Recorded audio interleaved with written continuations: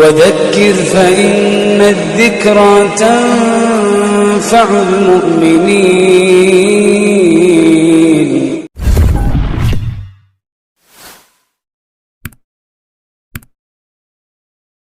الحمد لله رب العالمين والصلاة والسلام على رسوله الكريم وعلى آله وأصحابه أجمعين وعلى من تبعهم بإحسان إلى يوم الدين. أما بعد، أعوذ بالله السميع العليم من الشيطان الرجيم من همزه ونفخه ونفثه. بسم الله الرحمن الرحيم. يا أيها الذين آمنوا لا تتخذوا اليهود والنصارى أولياء بعضهم أولياء بعض ومن يتولهم منكم فإنه منهم إن الله لا يهدي القوم الظالمين.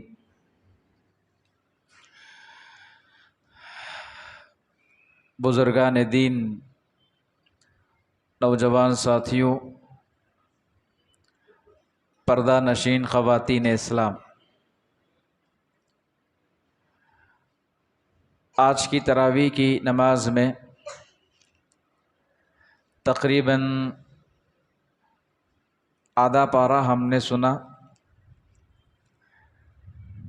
اور آپ اور ہم اس بات کو بخوبی جانتے ہیں کہ ماہ رمضان کا ابھی پہلا حصہ ختم ہو چکا ہے۔ ابھی ہم اور آپ ماہ رمضان کے دوسرے عشرے میں شامل ہو چکے ہیں۔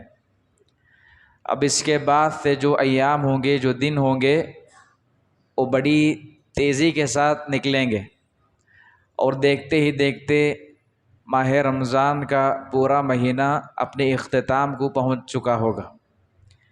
اللہ سے دعا ہے اللہ تبارک و تعالی ہمیں ماہ رمضان کے اس مہینے میں خوب عبادات کرنے کی توفیق دے، اس طرح جس طرح اللہ کا حق ہے، شریعت کا تقاضا ہے، اسی طرح ہمیں اور آپ کو نیک اور صالح مومن بندہ بننے کی توفیق عطا فرمائے۔ تراویح کی نماز میں آج کئی آیتیں سورۃ المائدہ کی پڑھی گئیں۔ آج کے درس کے لیے میں نے سورۃ المائدہ کی آیت نمبر 50 پر 1 کا انتخاب کیا ہے، جس میں اللہ تبارک و تعالیٰ نے ایمان والوں سے خطاب کرتے ہوئے اس بات کی تعلیم دی، حکم دیا، کہا کہ دیکھو ایسے لوگوں سے دوستی نہ کرو جو اللہ اور اس کے رسول کے دشمن ہیں، یعنی وہ لوگ جو اللہ کا انکار کرتے ہیں، رسولوں کا انکار کرتے ہیں، شریعت کا انکار کرتے ہیں، یا پھر کافر اور مشرک ہیں۔ اللہ نے ہر ایسے افراد سے دوستی کرنے سے یا ان کے ساتھ تعلقات کو بڑھانے سے منع کیا ہے۔ چنانچہ اللہ نے کہا یا ایھا الذین آمنوا لا تتخذوا اليہود والنصارى اولیاء بعضهم اولیاء بعض۔ اللہ نے کہا کہ اے ایمان والو، یہود اور نصارہ کو اپنا دوست نہ بناؤ، یہود اور نصارہ کو اپنا دوست اور اپنا ساتھی نہ بناؤ، بعضهم اولیاء بعض، اس لیے کہ وہ لوگ آپس میں ایک دوسرے کے دوست ہوتے ہیں، یعنی یہود اور نصارہ یہ مسلمانوں کے دشمن ہیں۔ اور یہ بات بھی آپ کو معلوم ہونی چاہیے کہ اسلام کو جن لوگوں نے سب سے زیادہ نقصان پہنچایا ہے، ان میں یہود اور عیسائی سر فہرست آتے ہیں۔ ان لوگوں نے اللہ کے نبی علیہ الصلاۃ والسلام کو نقصان پہنچایا، آپ کو جان سے مارنے کی کوششیں بھی کی، اور آپ کے اصحاب کو بھی دشمنوں نے، یہود اور نصارہ نے اذیتیں اور تکلیفیں دینے میں کبھی پیچھے نہیں ہٹیں۔ یہی وجہ ہے کہ اسلام کو، اہل اسلام کو یہود اور نصارہ سے بڑا نقصان ہوا ہے۔ اسی لیے اللہ تعالیٰ نے کہا کہ دیکھو یہود اور نصارہ سے کبھی دوستی نہ کرو، اس لیے کہ یہ کبھی مسلمانوں کے دوست نہیں ہو سکتے، مسلمانوں کے سلسلے میں کبھی خیر خواہ نہیں ہو سکتے، مسلمانوں کے حق میں کبھی ہمدرد نہیں ہو سکتے۔ اللہ نے کہا یہود اور نصارہ آپس میں ملے ہوئے ہیں، یعنی ایک دوسرے کے یہ دوست ہیں۔ وَمَن يَتَوَلَّهُم مِّنكُمْ فَإِنَّهُ مِنْهُمْ إِنَّ اللَّهَ لَا يَهْدِي الْقَوْمَ الظَّالِمِينَ۔ اللہ نے کہا کہ جو کوئی بھی شخص یہود اور نصارہ سے اہل کفار سے دوستی کرے گا وہ انہی میں سے ہو جائے گا، اس لیے کہ صحبتیں اپنے اندر اثر رکھتی ہیں۔ ان اللہ لا یہدی القوم الظالمین، اللہ نے کہا کہ یقیناً اللہ تعالیٰ ظالموں کو ہدایت نہیں دیتا۔ یہ آیت کریمہ کا ترجمہ ہے جو میں نے آپ کے سامنے پیش کیا۔ اس آیت کریمہ کی روشنی میں بالاختصار میں بات کرنا چاہوں گا، انسان جس سے اپنی دوستی رکھتا ہے، انسان جسے اپنا ساتھی بناتا ہے، انسان جن لوگوں کی صحبتوں میں اٹھتا ہے بیٹھتا ہے رہتا ہے، یہ صحبتیں انسان کے اندر اپنے انسان میں اثر رکھتی ہیں۔ اس کا رہن سہن، اس کے اخلاق، اس کے کردار، جس آدمی کو آپ اپنا دوست بنا رہے ہیں، جس آدمی کو آپ اپنا ساتھی بنا رہے ہیں، دوست بنانے سے پہلے یہ دیکھا جائے گا کہ آپ کا دوست نمازی ہے کہ نہیں ہے، آپ کا دوست کے اخلاق اچھے ہیں کہ نہیں ہیں، آپ کا دوست دیندار ہے کہ نہیں ہے۔ اس لیے کہ شریعت کہتی ہے کہ انسان جن لوگوں کی صحبتوں میں اٹھتا ہے بیٹھتا ہے ان کی صحبتوں کا اثر انسانی زندگی پر ہوتا ہے۔ اسی لیے اللہ کے نبی علیہ السلام نے کہا مثل الجلیس الصالح کجلیس السوء کحامل المسک ونافخ الکیر۔ آپ علیہ الصلوۃ والسلام نے ایک مثال بیان فرمائی، کہا کہ اچھے دوست کی مثال اس آدمی کی طرح ہے جو عطر فروش ہے، یعنی جو عطر کا کاروبار کرتا ہے، تجارت کرتا ہے۔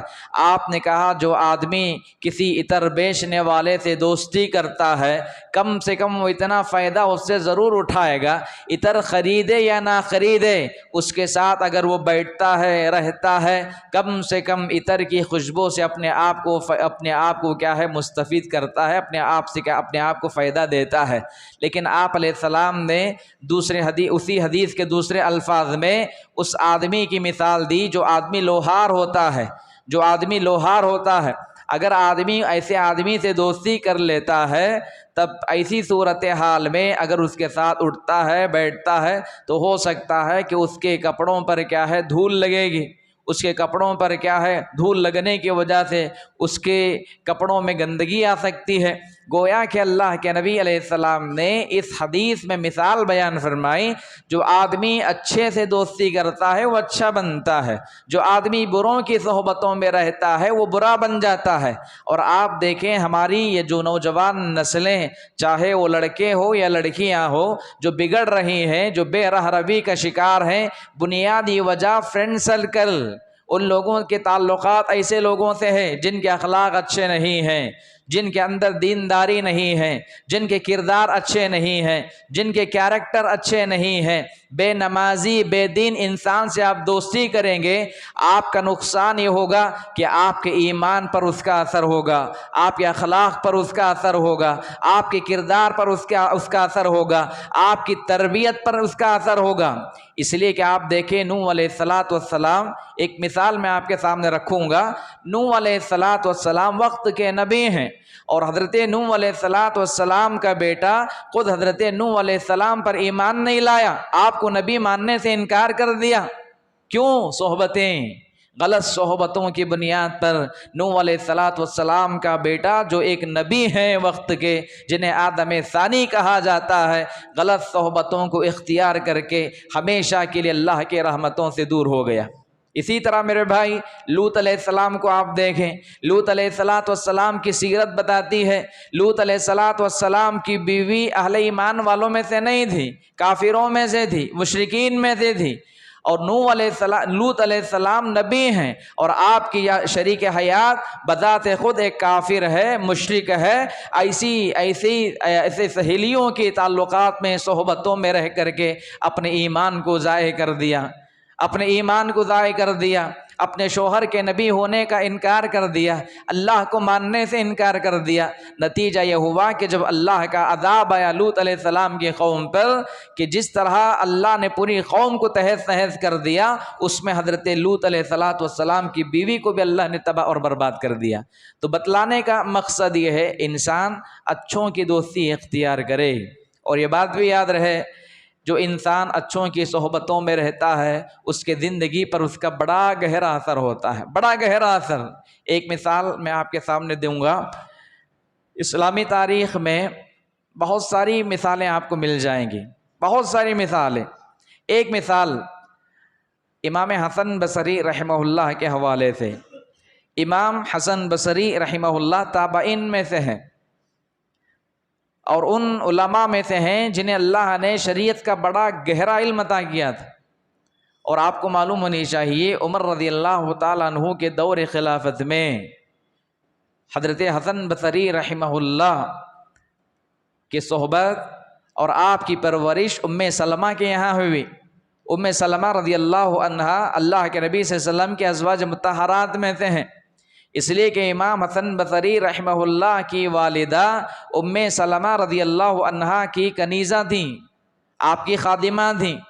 لیکن صحبت کا اثر یہ ہوا کہ آپ کی والدہ یعنی حسن بصری رحمہ اللہ کی والدہ جب کبھی ام سلمہ کے گھر جاتی تو آپ کو اپنے ساتھ لے جاتی۔ اس کا نتیجہ یہ ہوا حسن بصری رحمہ اللہ ام سلمہ کی صحبت میں رہتے رہتے ان سے دین کا علم سیکھا، شریعت کا علم سیکھا، احادیث کو سیکھا، فقہ کو سیکھا، اور وقت ایسا آیا کہ آپ کی صحبت میں رہتے ہوئے ایک دور میں مدینہ کے بہت بڑے عالم دین بن گئے، بہت بڑے عالم دین امام حسن بصری رحمہ اللہ۔ صحبتیں اثر رکھتی ہیں، اور خود ام حسن بصری رحمہ اللہ کہتے ہیں کہ میری جو والدہ ہے ام سلمہ کی خدمت میں رہتی تھیں، آپ کی خادمہ تھیں، آپ کی صحبت میں رہتے ہوئے حضرت حسن بصری رحمہ اللہ کی والدہ بھی عالمہ تھیں، فاضلہ تھیں، شریعت کا بڑا گہرا علم رکھتی تھیں، اس لیے کہ اچھوں کی صحبتیں انسان کو اچھا بناتی ہیں۔ سورۃ الکہف ہم پڑھتے ہیں، سورۃ الکہف میں اللہ تبارک و تعالیٰ نے نوجوانوں کا جو قصہ بیان کیا ہے وہاں آپ غور کریں۔ اللہ تعالیٰ نے وہ نوجوان جو کچھ افراد تھے اپنے ایمان کی حفاظت کے خاطر اپنے گاؤں کو چھوڑا، رشتہ داروں کو چھوڑا، اپنے دوستوں کو چھوڑا، تنہا اپنے ایمان کی حفاظت کے خاطر نکل گئے اور ایک غار میں جا کر کے چھپ گئے۔ لیکن ان کے ساتھ میں قرآن کہتا ہے کہ کتا بھی تھا، اور کتا ایک ایسا جانور ہے جو کہ نجس ہے، ناپاک ہے۔ 309 سال اللہ نے غار والوں کو اس غار میں سلا دیا، لیکن ان کے ساتھ میں چونکہ کتا بھی تھا، اہل علم کہتے ہیں کہ نیک لوگوں کی صحبت میں رہنے کی وجہ سے اللہ نے اس کتے کا بھی مقام بڑھا دیا۔ جی، صحبتیں برے انسان کو اچھا بنا دیتی ہیں، شرط یہ ہے کہ آپ کی صحبت اچھی ہونی چاہیے۔ آج ہمارا مسئلہ یہ ہے کہ آج جن لوگوں سے ہمارے تعلقات ہیں، ہماری دوستی ہے، یہ ہماری صحبتیں جن کے ساتھ ہوتی ہیں، جن کے ساتھ ہم اٹھتے ہیں بیٹھتے ہیں، ان کے اخلاق کا آپ جائزہ لیں۔ نہ ان میں نمازی ہے، نہ دینداری ہے، نہ اخلاق ہیں، کردار ہے۔ آج ماں باپ افسوس کر رہے ہیں، ماں اور باپ اپنے بچوں کی اچھی تربیت کرنے کے حتی الامکان کوششیں کرتے ہیں، اس کے باوجود بھی آپ کی اولاد بگڑ رہی ہے، نافرمان ہو رہی ہے۔ بنیادی وجہ ان کی صحبتوں کا اثر۔ ماں باپ کو چاہیے کہ آپ اپنے بچوں پر گہری نظر رکھیں کہ آپ کا بچہ کن سے ملاقات کر رہا ہے، کن کے ساتھ اٹھتا ہے بیٹھتا ہے، کن لوگوں کے ساتھ وہ رہتا ہے، کیسوں کی صحبتوں میں رہتا ہے، یہ ہونی چاہیے۔ یہی وجہ ہے کہ آج نوجوان نسلیں جو بگڑ رہی ہیں اس کی وجہ غلط صحبت ہے۔ اور اللہ تعالیٰ نے اس آیت کریمہ میں اہل ایمان سے خطاب کیا، کہا کہ دیکھو ایسے لوگوں کو جو اللہ کے دشمن ہے، رسول کے دشمن ہے، ایسوں کو کبھی دوست نہ بناؤ۔ اور اللہ کے نبی علیہ الصلاۃ والسلام نے ایک حدیث میں بیان فرمائے، کہا المرء مع من احب یا المرء علی دین خلیلہ۔ آپ نے کہا کہ آدمی اپنے دوست کے دین پر ہوتا ہے، آدمی اپنے دوست کے دین پر ہوتا ہے۔ اس کا کیا مطلب ہے؟ اس کا مطلب یہ ہے کہ اگر آدمی کسی غلط انسان سے دوستی کر لے اس کا ایمان ضائع ہو جائے گا، ایمان برباد ہو جائے گا اس کا۔ آج کئی ایسے افراد ہیں جو غلط صحبتوں کی وجہ سے بے نمازی بنے ہوئے ہیں، شرابی بنے ہیں، زناکار بنے ہوئے ہیں، بدکار بنے ہوئے ہیں۔ جی ایسی بری عادتیں، بری خصلتیں انسان کہاں سے سیکھتا ہے؟ انہی صحبتوں سے انسان سیکھتا۔ اچھوں کی دوستی اختیار کریں، اور بروں کی صحبت انسان کو برباد کر دے گی، ضائع کر دے گی۔ صحابہ اللہ کے نبی علیہ الصلاۃ والسلام کی صحبت میں بیٹھتے تھے، آپ سے اخلاق سیکھتے تھے، کردار سیکھتے تھے، شریعت سیکھتے تھے۔ اسی لیے آپ دیکھیں اللہ کے نبی کی صحبت میں جتنے بھی صحابہ تھے اللہ نے ان کے ایمان کو مثالی بنا دیا، اور قیامت تک آنے والی نسلوں کو صحابہ کو اللہ نے آئیڈیل بنا دیا۔ کیوں؟ نبی کی صحبت، اور نبی کی صحبت نے ان کے دلوں کو بدل دیا، ان کے اخلاق کو بدل دیا۔ تو بہرحال اس آیت کے ذریعے سے میں یہ کہنا چاہوں گا، یہ پیغام دینا چاہوں گا کہ آدمی اچھوں کی صحبتیں اختیار کریں، برے دوستوں کی صحبتوں سے انسان دور رہے، اس لیے کہ اگر آپ بروں کی صحبت میں رہیں گے تو آپ کے ایمان پر اس کا اثر ہوگا، آپ کے اخلاق، کردار اور کیریکٹر پر اس کا اثر ہو سکتا ہے۔ انشاءاللہ مزید باتیں آئندہ کے دروس میں آپ کے سامنے رکھی جائیں گی۔ دعا ہے اللہ رب العزت سے اللہ تعالیٰ مجھے اور آپ کو اچھوں کی صحبتیں اختیار کرنے کی توفیق عطا فرمائے۔ اللہ تعالیٰ ہمارے ایمان کی حفاظت فرمائے، اللہ ہمارے دین اور عقائد کے اللہ تعالیٰ حفاظت فرمائے۔ آمین۔ اقول قولی ھذا استغفر اللہ لی ولکم ولسائر المسلمین فاستغفروہ انہ الغفور الرحیم۔